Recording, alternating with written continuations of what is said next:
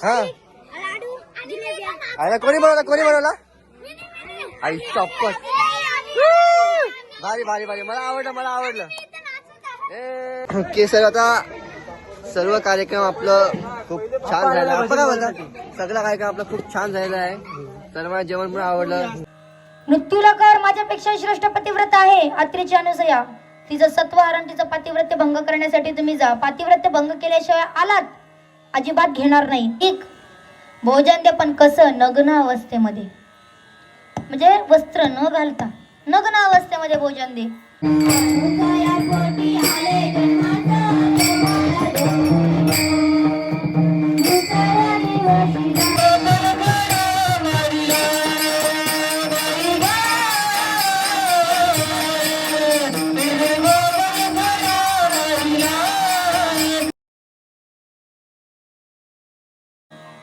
ज्यावेळी नारद मुनींना समजलं की पृथ्वी तलावर अत्रि ऋषी पत्नी अनुसया अत्रि ऋषींची पत्नी अनुसया ही महान पतिव्रता आहे महान पतिव्रता त्यावेळेला त्यांच्या मनात सहजच विचार आला ते गेले भगवान शंकरांकडे शंकरांची पत्नी पार्वतीकडे गेल्यानंतर पार्वती माईने ही गोष्ट सांगितली म्हणे पार्वती माता जगत सुंदरी विश्व सुंदरी असणाऱ्या तुम्ही पण तुमच्यापेक्षा श्रेष्ठ पतिव्रता मृत्यू लोकामध्ये आहे बरं का पार्वती म्हणते माझ्यापेक्षा मोठी पतिव्रता म्हणे कोण आहे आपल्यापेक्षा मोठं सण नाही होत ना ते कसं आहे एकाच गावामध्ये दोन बुव्यांचं पटत नाही तसं झालं हो पार्वती माई म्हणते माझ्यापेक्षाही मोठी पतिव्रता म्हणे हा तुमच्यापेक्षाही मोठी पतिव्रता म्हणे कोण अत्रि ऋषींची पत्नी अनुसया माता नारद मुनींना कळी लावायला सांगायला लागत नाही ज्यांना बिना टावरचं नेटवर्क असतं असे नारद मुनी आपण त्यांना कलीचा नारद म्हणतो आणि ते नारद मुनी गेले पार्वती माईकडे पार्वती माईला असं सांगितल्यानंतर पार्वती माई आता नारद मुनींसोबत गेली वैकुंठामध्ये लक्ष्मीकडे पोहोचल्यानंतर आता लक्ष्मीला सुद्धा पुन्हा नारद महर्षी म्हणतात म्हणे जगत सुंदरी विश्व सुंदरी असणाऱ्या पार्वती माई आणि या जगाला धन धान्य संपत्ती प्रदान करणाऱ्या तुम्ही देवी लक्ष्मी तुमच्यापेक्षाही महान पतिव्रता मृत्यू लोकामध्ये आहे लक्ष द्या बरं का असं म्हटल्यानंतर आता लक्ष्मीला देखील अहंकार आला म्हणे माझ्यापेक्षा मोठी पतिव्रता म्हणे पार्वतीपेक्षा आणि माझ्यापेक्षा दोघींपेक्षाही मोठी पतिव्रता मृत्यू लोकामध्ये म्हणजे पृथ्वीवर आहे आता लक्ष्मीला देखील राग आला यांनी काय केलं दोघी जणी कोण पार्वती माई आणि लक्ष्मी माई आणि नारद महर्षी तिघी जणी गेल्या आता सत्य लोकामध्ये भगवान ब्रह्मदेवांच्या घरी म्हणजे कोणाकडं सरस्वतीकडे गेल्या नारद महर्षी सरस्वतीला म्हणतात सरस्वती माई जगत सुंदरी विश्व सुंदरी असणारा पार्वती माई या जगाला संपत्ती प्रदान करणारा लक्ष्मी माई आणि या जगाला विद्या देणाऱ्या तुम्ही सरस्वती माई अहो तुमच्यापेक्षाही श्रेष्ठ पतिव्रता पृथ्वीवर आहे मृत्यू लोकामध्ये म्हणजे कोण अत्रि ऋषी पत्नी अनुसया असं म्हटल्यानंतर आता तिघींना सुद्धा अभिमान आला आणि ज्या वेळेला बायकांमध्ये चर्चा होते त्यावेळेला मोठा भूकंप होणार असतो बरोबर की नाही ज्या वेळेला बायकांमध्ये तुमच्या पतींना सांगा आता तीनही देव पृथ्वी भ्रमण करून आले होते बस भगवान शंकर गेले आपल्या घरी कैलासावर पार्वती माई म्हणते थांबा काय विषय थांबा अजिबात घरात यायचं नाही म्हणे का घरात अजिबात येऊ नका आणि का मृत्यूलकर माझ्यापेक्षा श्रेष्ठ पतिव्रता आहे अत्रीची अनुसया तिचं सत्व हरण तिचं पातिव्रत्य भंग करण्यासाठी तुम्ही जा पातिव्रत्य भंग केल्याशिवाय आलात अजिबात घेणार नाही जेवण तर अजिबात मिळणार नाही भगवान शंकर घाबरले ना म्हणे महाकाली असणारी पार्वती मला अशी ओरडून म्हणते की ऋषी पत्नी असणारी अत्रीची जी अनुसया माता आहे त्या अनुसया मातेचं पतिव्रत्य भंग करण्याकरता मला पाठवत आहे भगवान शंकर इकडे धावत पळत विष्णूंकडे आता आले पाहतात तर काय भगवान विष्णूंना सुद्धा लक्ष्मी म्हणते घरात येऊ नका बाहेरूनच जावा घरात येऊ नका बाहेरूनच जावा ऋषी पत्नी असणारी अनुसया जी आमच्यापेक्षा मोठी पतिव्रता आहे असं सगळेजण म्हणतात तिचं पतिव्रत्य भंग करा म्हणे कशासाठी आम्हाला काही माहिती नाही जावा हे दोघं ब्रह्मदेवांकडे पोहोचत नाही तेव्हा ब्रह्मदेव पहिल्यांदाच घराच्या बाहेर ते सुद्धा म्हणतात की सरस्वती तेच म्हणते जी तुमची पत्नी म्हणते आणि असं म्हटल्यानंतर आता येत असताना काय केलं ज्या वेळेला तीनही देवता घरी आले त्यावेळेला अत्रि ऋषींच्या आश्रमा शेजारी आल्यानंतर तीनही देवांनी दारावर थाप मारली. दारावर थाप मारल्यानंतर आता अत्रि ऋषींची पत्नी अनुसया माता दारात आली. म्हणे भगवंत तुम्ही माझ्या घरी. दंडवतच घातलं. दंडवत घातल्यानंतर आता भगवंत म्हणाले उठ. म्हणे अनुसया माता तू महान पतिव्रता आहेत असं कळालं. तुझ्याकडून आम्ही एक दान मागण्याकरता आलेलो आहोत. म्हणे आम्हाला तुझ्याकडून भोजन हवंय. आता ऋषी पत्नी असणारी अनुसया माता म्हणते भगवंत तुम्ही मागताय, मी माझ्याकडे काय आहे देण्यासारखं. पतिव्रता होती शेवटी. म्हणे काय आहे देण्यासारखं. म्हणे एक काम कर तू आम्हाला भोजन दे. म्हणे ठीक आहे, भोजन द्यायला कुठं कष्ट लागतात. म्हणे ठीक आहे या बसात मध्ये भगवंतांनी सांगितलं ऐक भोजन दे पण कसं नग्न अवस्थेमध्ये, म्हणजे वस्त्र न घालता नग्न अवस्थेमध्ये भोजन दे. आता असं म्हटल्यानंतर परपुरुषासमोर जर स्त्रीने नग्न अवस्थेत राहिलं पातिव्रत्य भंग होईल की नाही? होईल ना. आणि आता अनुसया मातेने सांगितलं म्हणे ठीक आहे आतमध्ये या. आतमध्ये आले. अत्रि ऋषींकडे गेली अनुसया माता आणि सर्व प्रकार सांगितला. अत्रि ऋषींनी एक काम केलं. सरस्वती मातेला कमंडलू मधलं मंतरलेलं पाणी दिलं. कोणाला? अनुसया मातेला. कमंडलू मधलं मंतरलेलं पाणी दिलं आणि ज्या वेळेला तीनही देवता जेवायला बसले होते त्यावेळेला तिन्ही देवतांना पानं वाढली आणि जे पाणी होतं ते देवाच्या अंगावर शिंपडलं. शिंपडल्याबरोबर 6 महिन्याची लेकरं झाली. 6 महिन्याची लेकरं झाली तीनही देवता. 6 महिन्याची लेकरं झाल्यानंतर अनुसया मातेने त्यांना नग्न अवस्थेमध्ये स्तनपान केलं. ब्रह्मदेवाला म्हणते ब्रह्मदेवा सृष्टीची निर्मिती करून करून थकला असशील, एक काम कर या पाळण्यामध्ये विश्रांती घे. विष्णू भगवंताला म्हणतात भगवंता सृष्टीचं पालन पोषण करून तू थकला असशील, या पाळण्यामध्ये झोप घे. भगवान शंकरांना म्हणतात दुष्टांचा नाश करून करून तू थकला असशील, या पाळण्यामध्ये आता शांतपणे झोप घे. अहो 1 वर्ष झाला, 2 वर्ष झाला, 3 वर्ष झाला, आपले पती काही रिटर्न येत नाहीत, घरी परतलेच नाही. पार्वती माई, लक्ष्मी माई आणि सरस्वती माई आता विचारत पडल्या. नारद महर्षी पुन्हा गेले. अहो करताय काय? तुमचे पती कुठे आहेत? आता दोघीत सगळ्यांना पतीची आठवण आली. म्हणजे पती गेले ते अजून आलेच नाही.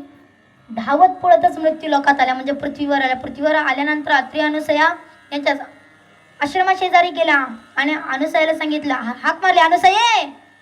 त्यांच्या बोलण्यामध्ये सुद्धा अहंकार भरलेला होता बरं का. माणसाच्या बोलण्यामध्ये माधुर्यता असावी, गोडवा असावा, रागारागाने म्हणू नये. म्हणे अनुसया बाहेर या पहिल्यांदा. आता अनुसया माता बाहेर आली. म्हणे काय झालं माता तुम्ही इथं कशा काय? म्हणे तुला लाज वाटत नाही का? अनुसया माता तर विचारत पण म्हणे तुला लाज वाटत नाही? स्वतःला पतिव्रता म्हणून घेतेस आणि परपुरुषांना घरात ठेवतेस. आता असं म्हटल्यानंतर अनुसया माता म्हणते अहो परपुरुष काय लहान लेकरं आहेत 5-6 महिन्याची. आता त्या लेकरांना ज्याच्या वेळेला 3-3 वर्षाच्या लेकरांना ज्या वेळेला त्या तिघींनी देवींनी पाहिलं त्याच्या वेळेला म्हणे हे काय केलं? आता असं म्हटलं अनुसया मातेचं पतिव्रत्य काही नष्ट झालं नाही. आणि असे भगवंताची अवस्था पाहून आता अनुसया माता म्हणते आपलं वळखाने घेऊन जा. आता असं म्हटल्यानंतर पहिल्यांदा लक्ष्मी माता म्हणे अनुसया मातेने सांगितलं होतं ज्याला स्पर्श कराल त्यालाच घेऊन जा, दुसरा डबल चान्स नाही. लक्ष्मी माता म्हणते चुकून जर दाढी मिशीवाल्या ब्रह्माला हात लावला तर काय करायचं? म्हणे आमचं पतिव्रत्य नष्ट होईल. आता पार्वती म्हणते चुकून जर संपत्ती प्रधान असणाऱ्या विष्णूला नाहीतर दाढीवाल्या ब्रह्माला हात लावला तर व्हायचं काय? इकडं लक्ष्मी माता म्हणते जटाधारी असणाऱ्या शंकराला हात लावला तर होणार काय? माझी संपत्ती कुठं राहील? असा विचार करणारे आता लक्ष्मी माता तिघींनी हार मानले. अनुसया मातेचं चरण पकडले. सांगितलं म्हणे आम्हाला नाही जमणार, आमच्यापेक्षा श्रेष्ठ पतिव्रता आहेस तू. अहंकार गळून पडला, लगेच अभिमान गळून पडला आणि अभिमान गळून पडल्याबरोबर अनुसया मातेनं पुन्हा अत्रि ऋषींकडून पाणी आणलं. तिन्ही देवावर शिंपडल्यानंतर आता ही तीनही देवता मूळ स्वरूपात आली. प्रत्येकीला आपले आपले पती भेटले. त्यांना त्यांची चूक कळून आली. भगवंत हसायला लागले. म्हणे अनुसये तुला काय वर पाहिजे ते माग. आता अनुसया माता म्हणते भगवंता मला काही नको. म्हणे काहीतरी माग. आग्रह केला, हट्ट केला. आता अनुसया माता म्हणते भगवंता तुला द्यायचं असेल तर एकच दे. तुम्ही तीनही एक रूपाने माझ्या पोटी जन्माला या.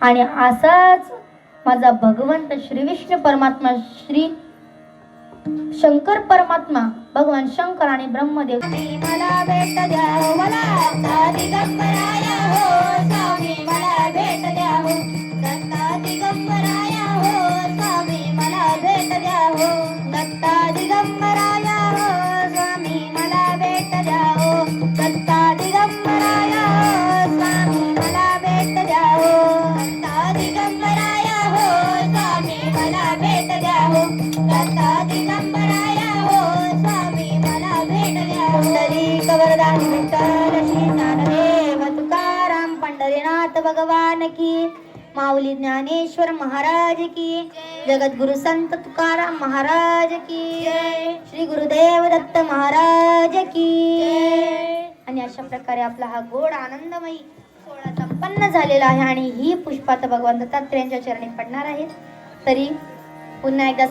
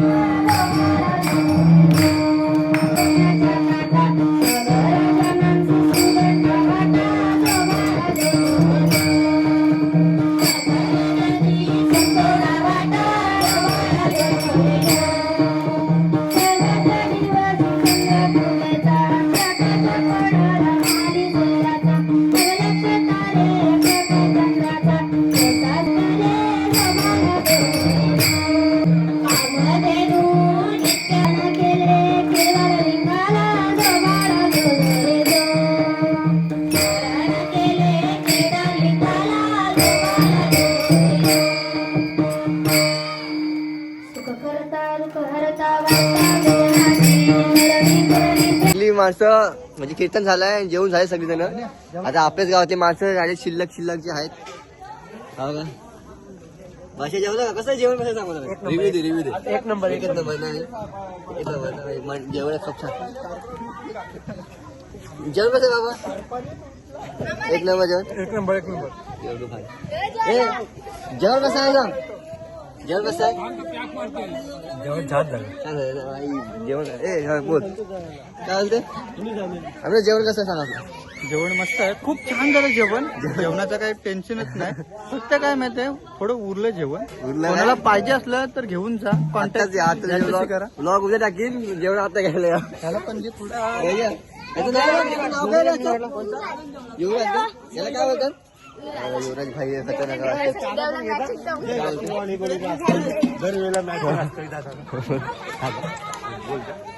थांबा 2 पक्षी झाल्यात म्हणजे तरी पण जेवण काही संपत नाही. एवढं जेवण जेवलंय. 4 वाजता जेवण. म्हणजे उरलेला भात हे संपणार का आता? भात सकाळी 4 वाजता पार्सल कारखान्यात. मग ते हे संपणार आहेत म्हणजे यांच्या सर्व तेव्हाच बॉन्ड लिहून घेतलेलं.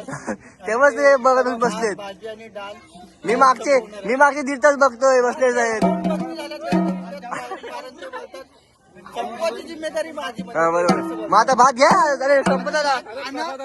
भात घ्या. भात घ्या. संपत आला. भात संपत आलाय. कंडिशन बॅड झाली तरी चालेल पण भाई जेवणार. पाणी पिऊन रोल मागचे 2 तास बसलाय जेवण संपायला. भावाला का जेवण संपत नाही.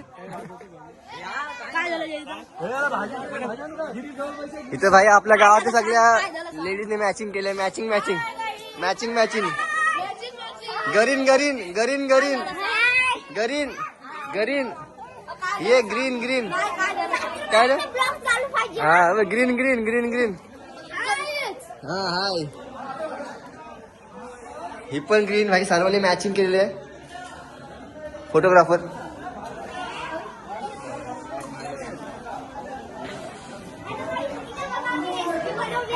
हॅलो हॅलो हॅलो काय हाय कर पहिले. हा सर्व सर्व. वा वा वा वा वा. काय आहे हा अरे कोणी बनवला आई चॉप्पस. भारी भारी भारी. मला आवडलं. ए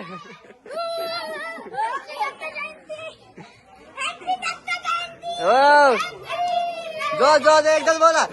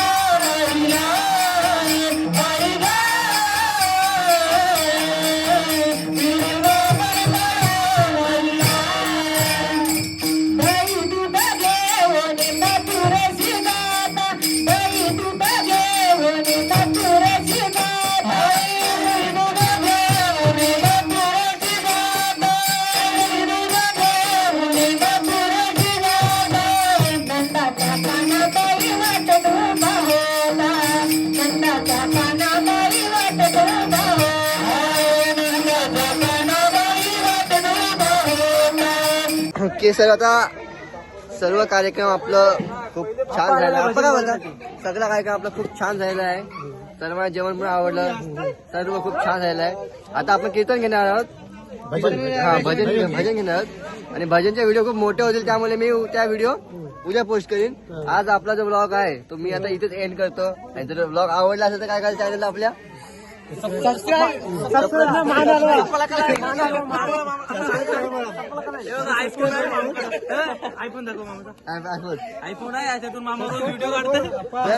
ब्लॉग आवडला असेल तर काय करायचं, ब्लॉग आवडला मान हलवा, लाईक करा, ब्लॉगला लाईक करा, सबस्क्राईब करा, शेअर करा आणि बेल आयकॉनला नक्की दाबा. साई काय म्हणतो? नाही. जय श्रीराम. Bye bye.